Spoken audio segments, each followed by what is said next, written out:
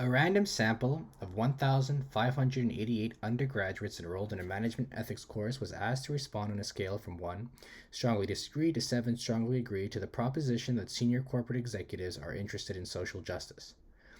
The sample mean response was 3.04, and the sample standard deviation was 1.35. Test at the 10% significance level against a two-sided alternative, the null hypothesis that the population mean is 3. So we're going to go over this question. Take a second to pause the video and jot down all the information you think is necessary to solve this problem. So I'm going to show you how to do the question in a couple easy steps. First step, you want to jot down all the information you can get from the question. We notice right off the bat there's 1,588 undergraduates. That's our sample size rather. We have a sample mean of 3.04. So the average from 1 to strongly disagree to 7 strongly agree was 3.04. So that's our sample mean. We have a sample standard deviation of 1.35, which I will explain later. So that is garnered from the sample. It's not from the population, so it's not given. We have our what we believe to be our mu, which is what we're testing for, 3. And it asks us to do a two-sided alternative. In this case, whenever they say two-sided alternative, your hypothesis null is always going to look like this. When it's a test for population mean, it's always going to look like this. Either the mu is going to be equal to 3 or mu is not going to be equal to 3. Finally, we have our alpha level, our significance level for our test. And in this case, it's going to be 10% split between two tails. So alpha over 2 split between two tails is going to be 5% on either side of the distribution, which I will show you later graphically. So our second step is to decide which route we're going to go. We're either going to go this way and use a t-score or a z-score, or we're going to go with this route and only and absolutely use a z-distribution z-score table. So if we're looking over here, we see that there's the formulas are essentially the same, except one uses a sample standard deviation and the other uses a population standard deviation. And this will be explained to you right away in the question. We can see that it says the sample standard deviation. It's not going to be something that you're going to have to figure out. Either it'll say sigma, which is this symbol over here, equals 2, and you'll know it's sigma, or population standard deviation. Or it's going to say the sample standard deviation is, or it's going to say S equals. So in this case, we have a sample standard deviation, which means the standard deviation was derived from our sample group instead of from what we believe to be the population. So we're going to have two options now. Either we're going to use a t-statistic, a t-score table, the student's t-distribution for when n is less than 100. I believe less than 100. It'll say that on your t-score table. So whatever their max n is, if your n exceeds that, then you will defer to the z-score table for n greater than 100, or like I said, whatever the max n is on your t-score table. And if you only have a t-score table, it will give you an infinite. It'll say infinite at the bottom for any n larger than whatever your max value is, and you can defer to that number instead. In the other case, if we have the population standard deviation, then we're always going to defer to the z-distribution, the z-score table. So that's going to be our second step, is just to decide which route we're going to go.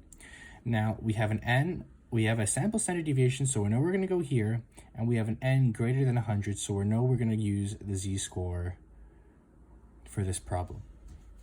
So we're doing a two-tailed testing, which I explained in the beginning. So we're going to take our alpha over 2 to split it over the two sides of the distribution. Then we're going to subtract that from 1 to get our percent of what's essentially filled in the middle, as I'll show you later when we examine our graph. But this is what's in between the two tails. So we're going to find that probability and what z-score is associated to this 95%. So if you look at your z-score tables, you'll notice that where it says 0.95, you look all the way to the left, you'll see a 1, and it'll be stuck between, if you look all the way up top, 1.6 actually, all the way to your left, and then it'll be stuck between a 0.04 and a 0.05. And because it's stuck right in between, we'll just say 1.645, and if they ask you to round, you can round to 1.65. If not, you can leave it to 3 decimal points. So because we're having because we're using two tails, we're going to have a negative z-score and a positive z-score to represent both sides of the distribution. We are going to have 1.645 for the right side and negative 1.645 for the left side. Now our fourth step is to calculate our z statistic given our information. So it's as simple as plugging in the numbers, and if you do that on your calculator, you'll see that you get a z-score of 1.18. So what does that mean? So we have 3 cases when it comes to doing hypothesis testing in regards to the population mean.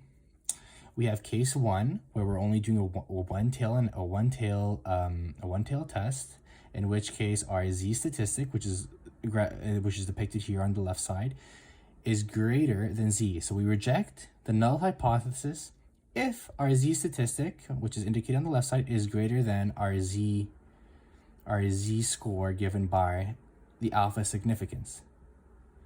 We have case 2, where it's a one tail from the left side, in which case we use our z statistic should be less than, we reject HO if our z statistic is less than negative z score given by the alpha significance.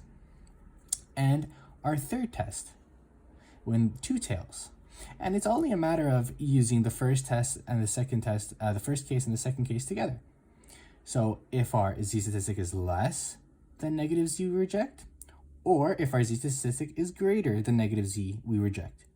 And the only case where we don't reject is if our z statistic falls somewhere in between negative z and z. So in our case,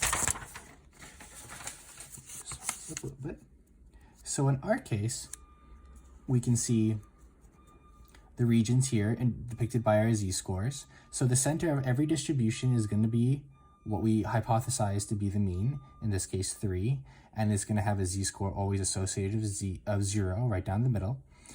On the complete right side, we have our z-score of 1.645. Everything past that is going to be in the rejection region, indicated in red. And on the other side, we have our negative z-score of 1.645, right? And we have 5% on both sides because it was a 10% test split between 2 tails. And so then we got our z-score of 1.18, which you can see falls somewhere in between. So we know that we're not going to reject HO because there is not enough evidence to suggest that the mean is not 3. So we can see the cannot reject HO area depicted as green, and the rejection area is depicted as red. And so I hope that helps.